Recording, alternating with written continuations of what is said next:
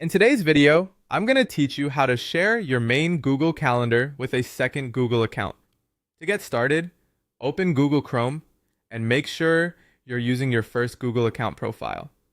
This is important because you want to access the calendar that already contains your events and settings.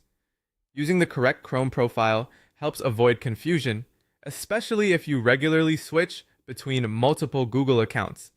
Once Chrome is open in the right profile, go ahead and open Google Calendar. When Google Calendar loads, take a moment to confirm that you're looking at the correct account. You should be in the calendar that belongs to your primary account, since this is the one you'll be sharing from.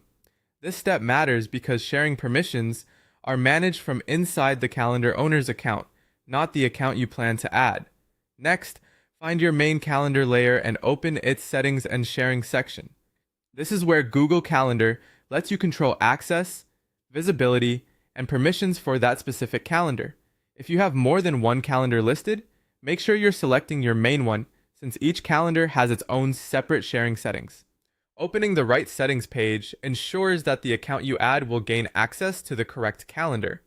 Once you're inside settings and sharing, look for the section that includes the specific sharing list box. This is the area where you can invite another Google account to access the calendar directly. In that field, enter the email address for your second Google account. Be careful to type it correctly, since even a small mistake could send the share invitation to the wrong place or prevent it from working properly. After entering the second account's email address, review it briefly before continuing. This is a good habit anytime you're working with sharing settings because calendar permissions can affect privacy and collaboration. Adding the correct account here allows you to access the same calendar from both accounts, which can be useful for keeping schedules connected across personal and work profiles or simply managing availability more easily. Once the second account has been added to the specific